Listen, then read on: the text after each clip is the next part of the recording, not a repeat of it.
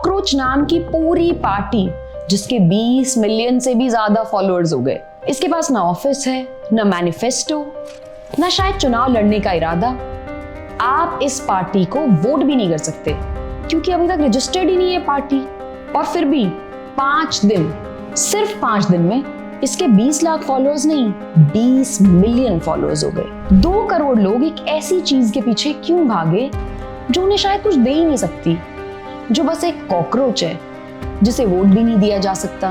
बात ये है कि वोटर जिस पार्टी के लिए वोट कर रहा है, क्या वो जेन्युइनली उस पार्टी को पसंद करता है या नहीं, ये क्वेश्चन हमारे सामने बहुत बड़ा हो गया है। 1980s में जब वोटर किसी पार्टी को वोट करता था तो वो इस बेसिस पे वोट करता था। अब समझ आ रहा है थोड़ा और उस कॉकरोच के बारे में। 2 करोड़ लोग उससे प्यार में नहीं जुड़े हैं, वो एक ऐसी जगह जुड़े हैं जहां अपनी सारी नफरत, सारा गुस्सा अगली बार जब आप वोट देने जाओ तो उस मशीन के सामने बटन दबाने से ठीक पहले 1 सेकंड के लिए रुकना। आप उस पार्टी को वोट नहीं करते जिसे आप पसंद करते हो। क्या बकवास है, मैं तो अपनी पसंद की पार्टी को ही वोट देता हूं। नहीं, मैं समझाती हूं कैसे, और उस चीज से जो इस वक्त आपके फोन पे चल रही है। सच कहूं तो मैं 1 हफ्ते से इस बारे में सोच रही थी। कॉकरोच नाम की पॉलिटिकल पार्टी पिछले महीने एक पार्टी बनी। शुरुआत हुई इसकी एक मजाक से, एक सटायर से। इस पार्टी जिसका नेता कोई इंसान नहीं, एक कार्टून कॉकरोच है, एक तिलचट्टा। उसका नारा है voice of the lazy and unemployed, यानी आलसियों और बेरोजगारों की आवाज। कॉकरोच नाम की पूरी पार्टी जिसके 20 मिलियन से भी ज्यादा फॉलोअर्स हो गए। इसके पास ना ऑफिस है, ना मैनिफेस्टो, ना शायद चुनाव लड़ने का इरादा। आप इस पार्टी को वोट भी नहीं कर सकते क्योंकि अभी तक रजिस्टर्ड ही नहीं है पार्टी। और फिर भी 5 दिन, सिर्फ 5 दिन में इसके 20 लाख फॉलोअर्स नहीं, 20 मिलियन फॉलोअर्स हो गए। 2 करोड़, इंडिया की सबसे बड़ी असली पार्टी से भी ज्यादा। एक कॉकरोच ने 1 हफ्ते में हर पुरानी करोड़ों रुपए वाली पार्टी को पीछे छोड़ दिया। और मुझे ना ये फिनोमिना बड़ा इंटरेस्टिंग लगा क्योंकि ये फिनोमिना समझ पाना इतना आसान नहीं है। 2 करोड़ लोग एक ऐसी चीज के पीछे क्यों भागे जो उन्हें शायद कुछ दे ही नहीं सकती, जो बस एक कॉकरोच है जिसे वोट भी नहीं दिया जा सकता, जिसने कोई फ्रीबीज प्रॉमिस नहीं किए। क्या भारत का यूथ पागल हो गया है? इतने सारे लोग इतनी जल्दी इसके पीछे?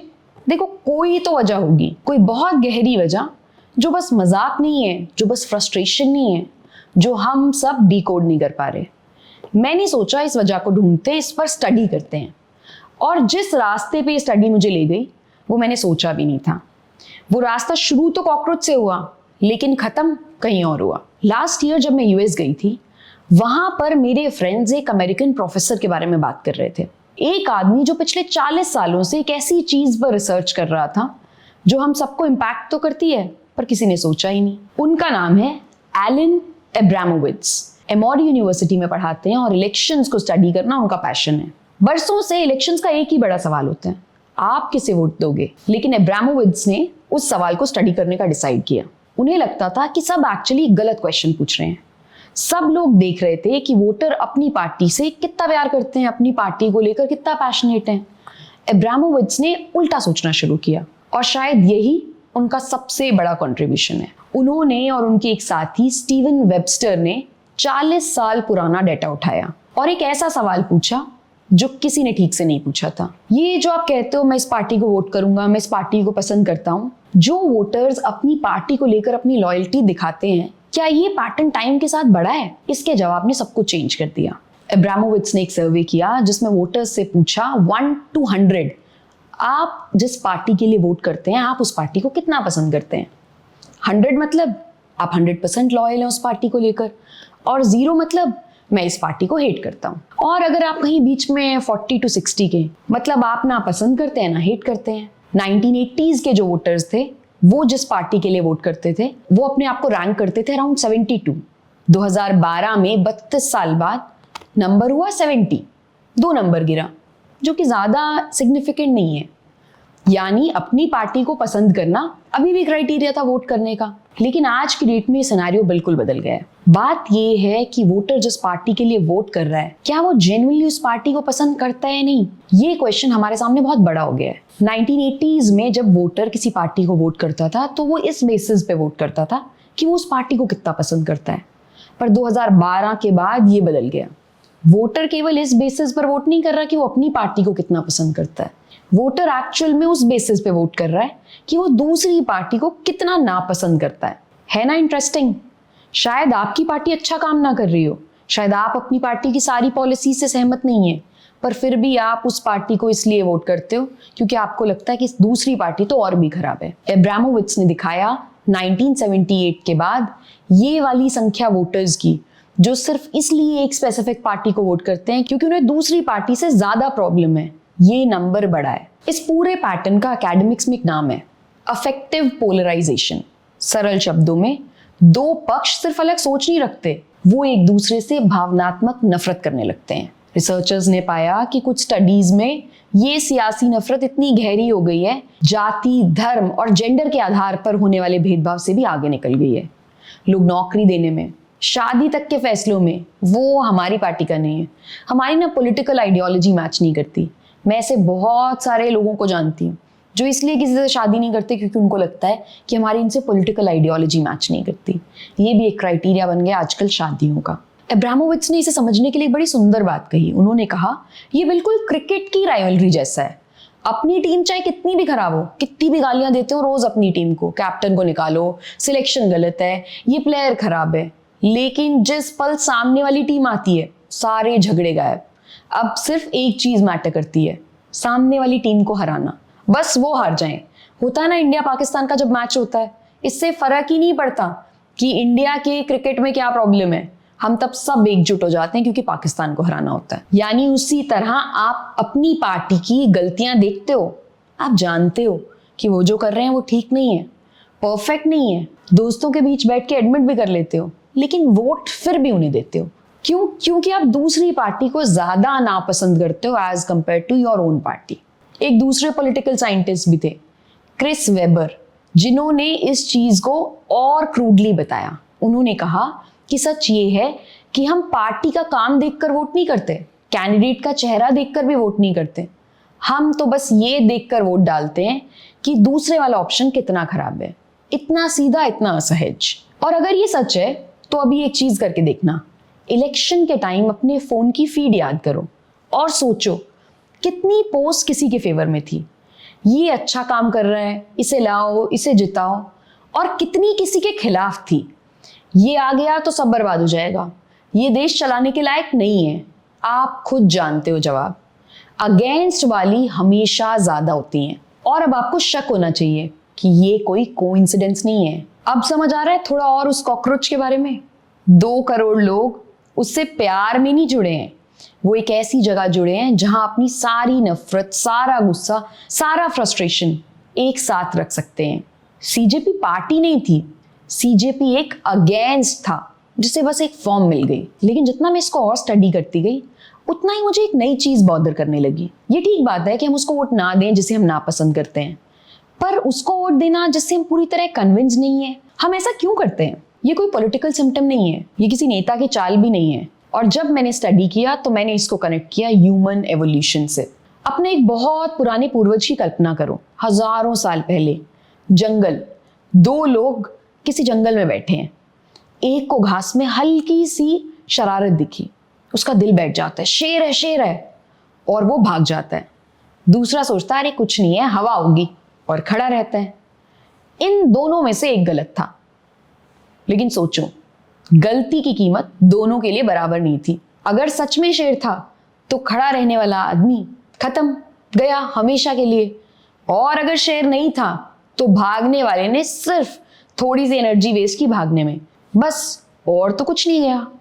समझ रहे हो? नेचर ने किसे जिंदा छोड़ा? डरने वाले को। जो ज्यादा डरता था, जो हर सरसराहट पर भाग जाता था, वो बच गया। उसने ही आगे सिविलाइजेशन को बढ़ाया, बच्चे पैदा किए, और हम उन्हीं डरपोक लोगों की सिविलाइजेशन है। हमारे अंदर हजारों साल का डर है, क्योंकि डर ने ही हमारी स्पीशीज को जिंदा रखा है।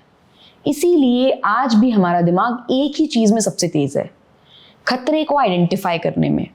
कोई अच्छी खबर समझने में हमें डर लगता है, लेकिन खतरा 1 सेकंड में समझ आ जाता है। वो हमारे अंदर लगा हुआ अलार्म है जो कभी पूरी तरह बंद होता ही नहीं है। इसका भी एक नाम है, नेगेटिविटी बायस। मतलब हमारा दिमाग बुरी खबर को अच्छी खबर से कहीं ज्यादा वे करता है। एक तारीफ बुलाने में देर नहीं लगती, लेकिन एक गाली सालों साल याद रहती है। और इस कॉन्सेप्ट का एक भाई कॉन्सेप्ट भी है, लॉस अवर्जन। इसका मतलब समझो, आपको 100 रुपए मिलने की खुशी और 100 रुपए खोने का दुख, ये बराबर नहीं होता। खोने का दुख 100 रुपए मिलने के दुख से बहुत ज्यादा होता है। इसीलिए मैं आपको कुछ दूंगा से वो आपसे छीन लेंगे हमेशा ज्यादा इंपैक्टफुल लगता है। नेताओं को ये बात पता है। अब थोड़ा ठंडे दिमाग से सोचो, अगर किसी को आपका वोट चाहिए तो वो आपके दिमाग के किस दरवाजे पे दस्तक देगा? उस उम्मीद वाले दरवाजे पर जो धीरे खुलता है, या उस डर वाले दरवाजे पर जो पहले से ही खुला पड़ा है? आपको ये ट्रस्ट करवाना कि मैं आगे अच्छा काम करूंगा, ये बहुत मुश्किल है। फ्यूचर का कोई प्रूफ थोड़ी होता है। लेकिन आपको ये ट्रस्ट करवाना कि अगर वो पावर में आ गए तो देश खत्म हो जाएगा, ये बहुत आसान है। उम्मीद बेचनी पड़ती है मेहनत से, डर उसको तो सिर्फ जगाना है, क्योंकि वो तो आपके अंदर ऑलरेडी है। और ये सिर्फ हमारे देश की बात नहीं है। यूएस में इलेक्शन के टाइम दोनों तरफ के लोग सामने वाली पार्टी को सिर्फ गलत नहीं, देश के लिए खतरा मानने लगे थे। यही ब्राजील में हुआ, यही यूके में हुआ। जहां भी दो पक्ष हैं वहां ये मैटर नहीं करता कि मैं कितना अच्छा हूं, वहां बस ये प्रूव करना होता है कि सामने वाला कितना खराब है। क्योंकि ये किसी एक पार्टी की चाल नहीं है, ये तो साइकोलॉजी है, और हर कोई इलेक्टोरल इंजीनियरिंग में इसको यूज कर रहा है। और अब इस कहानी में एक नया एलिमेंट लाते हैं जो हमारे एंसेस्टर्स के पास नहीं था। वो जंगल वाला डर हजारों साल तक धीमा था। एक बार शेर दिखा, दिल बैठ गया, बात खत्म हो गई। लेकिन आज हमारी जेब में एक ऐसी मशीन है जो उस डर को 24 घंटे बार बार अलाइव रखती है।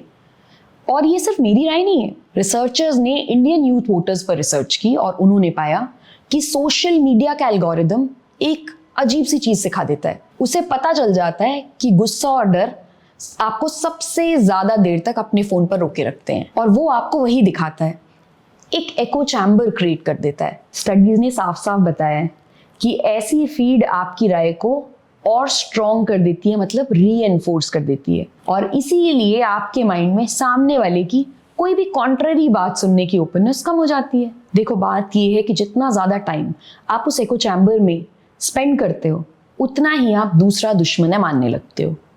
और वो कॉकरोच, अब याद करो, 20 लाख नहीं 20 मिलियन लोगों तक इसी एल्गोरिदम की वजह से तो पहुंचा है। तो डर तो पुराना था, वो सीजीआई के रिमार्क से बस ट्रिगर हो गया, लेकिन उसे उतनी तेजी से इतने सारे लोगों तक फैलाने का टूल वो नया नहीं है। वो हमारे हाथ में हमारी उंगलियों से चलता है। पर ना एक बात है जो मुझे अब भी बॉदर कर रही है, अगर ये डर इतना पुराना और इतना स्ट्रांग है तो हम इस जाल को देखकर भी हर बार उसमें फंस कैसे जाते हैं? हम ये ट्रैप को आइडेंटिफाई क्यों नहीं कर पाते? इस सवाल के जवाब के लिए मैं आपको 2 चीजें दिखाना चाहती हूँ। सोचो, आप एक ढाबे पर बैठे हो, रात को 2 बजे, बहुत भूख लगी है, घर दूर है, कुछ और खुला ही नहीं है, सिर्फ ये एक ढाबा है। वेटर आता है और वो कहता है अब तो सिर्फ 2 ही चीजें मिल सकती हैं, या तो पराठा या मैगी। पराठा भी ठंडा है और मैगी भी ठंडी है, दोनों में ही कुछ ना कुछ खराबी है। सच कहूं, आपका मन किसी को भी खाने का नहीं करेगा, लेकिन आप भूखे हो, घर नहीं जा सकते, पूरी रात है और कुछ ऑप्शन नहीं है। तो अब आप क्या सोचते हो?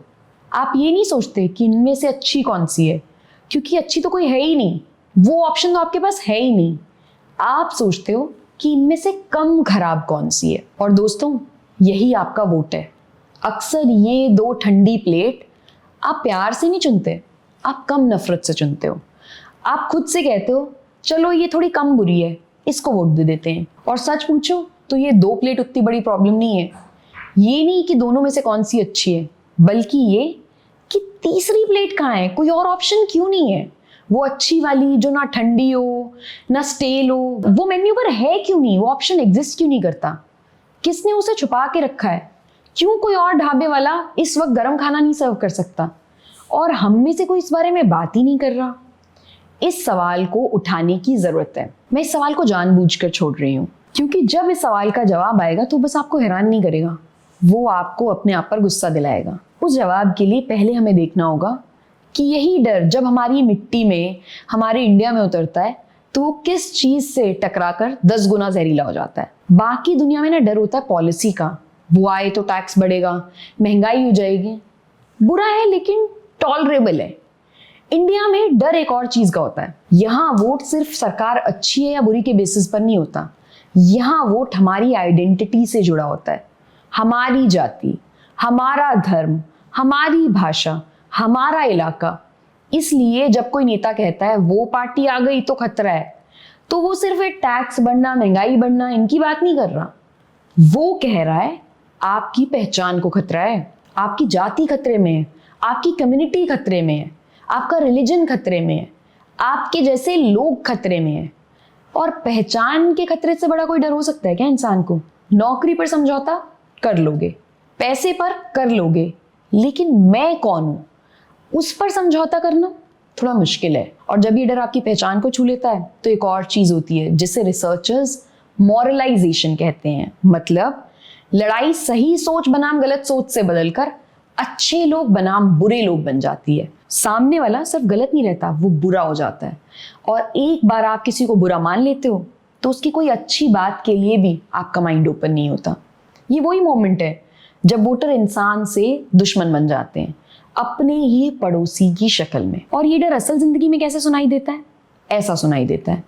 आपने ये बात 100 बार सुनी है किसी चाचा से, किसी पड़ोसी से, या किसी चाय की दुकान पर। देख भाई, मन्ना बेरा है, वह नेता ठीक ना है, पर अगर दूसरा आ गया तो अपने लोग के होगा, बुरा ही सही पर अपना तो है, वोट तो इसी ने देना पड़ेगा। बुरा ही सही पर अपना तो है। सुना इस लाइन को दोबारा, इसी एक लाइन में पूरी कहानी का सार है। बंदा जानता है कि नेता अच्छा नहीं है, वो खुद शिकायत कर रहा है, लेकिन वो डर कि अपने लोगों का क्या होगा, वो शिकायत को दबा देता है, वो रैशनल थिंकिंग को दबा देता है, वो आपके सारे लॉजिक को एक साइड में रख देता है। और वो नफरत से नहीं, सुरक्षा के डर से उसी को वोट दे आता है जिसे शायद वो पसंद भी नहीं करता। और ये किसी एक तरफ की कहानी नहीं है, हर तरफ यही होता है। हर पार्टी का असली मैसेज आज इंडिया में एक ही है, सिर्फ दुश्मन का चेहरा बदल जाता है। हर पार्टी कह रही है कि हम परफेक्ट नहीं है मानो, लेकिन दूसरा दूसरे से तो खतरा है। ये कोई एक पार्टी नहीं बोल रही, ये सब बोल रहे हैं, हम सबको। आपको नहीं लगता सबका नैरेटिव सेम है? तो अब तक की कहानी साफ है, डर कहाँ से आता है और हमारे यहाँ वो पहचान से टकराकर क्यों इतना गहरा हो जाता है। और शायद आप मन ही मन ये कह रहे होगे, चलो मान लिया लोग डरते हैं, पर गलती तो उनकी है ना, वो डरते क्यों हैं? मैं भी यही सोचती थी, और ठीक इसी सोच पर मुझे सबसे बड़ा झटका लगा, क्योंकि गलती सिर्फ डरने वाले की नहीं है। पूरा फ्रेमवर्क, पूरा स्ट्रक्चर, वो पूरी मशीन जिसे हम लोकतंत्र कहते हैं, वो इस डर को सजा नहीं देती, वो इसे इनाम देती है। हमें लगता है डर तो एक फीलिंग आती है और चली जाती है, लेकिन इलेक्शंस का ढांचा उसे एक फीलिंग की तरह नहीं, उसे एक रूल की तरह यूज कर रहा है। और जब मैंने ये समझा तो मुझे समझ आया कि हमारे सामने तीसरी प्लेट का ऑप्शन क्यों नहीं है। रिसर्चर्स ने डर से चलने वाले वोटर्स को गौर से देखा और एक अजीब सी हैबिट पकड़ी उनकी।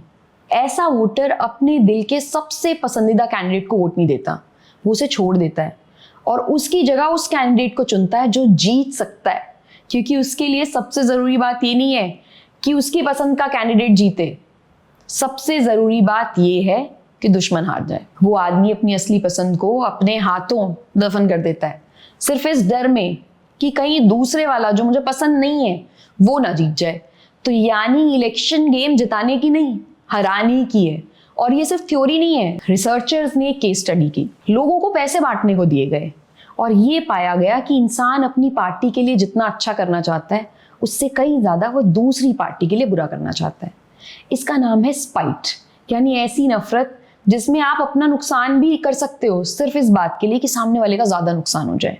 करते हैं ना ऐसा? देखा है आपने वो दो पड़ोसी जो एक दूसरे के साथ ऐसा करते हैं? इब्राहिमोविच के पास इसका एक सबूत भी था। जो वोटर दूसरी पार्टी से नफरत करते थे, जिन्होंने उसे 50 से नीचे रेटिंग दी, उनमें 87% ने आंख बंद कर अपनी पार्टी को ही वोट दिया। 87। और जो वोटर दूसरी पार्टी को थोड़ा पसंद भी करते थे, उनकी वफादारी आधे पर गिर गई। मतलब साफ था, जो जितना ज्यादा डरता था वो उतना ही पक्का वोटर था।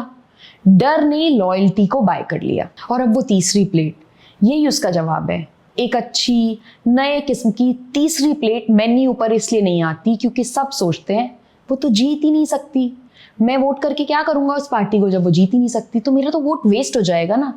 तो इसीलिए उसे कोई भी नहीं चुनता क्योंकि सब यही सोचते हैं, और जिसे कोई नहीं चुनता वो अगली बार मेन्यू पर आता ही नहीं है।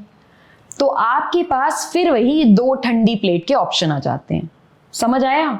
डर एक चक्रव्यूह बना देता है। आप डर के मारे तीसरे को चुनते ही नहीं हो, इसीलिए बार बार आपकी प्लेट पर बस 2 ही ऑप्शन आते हैं।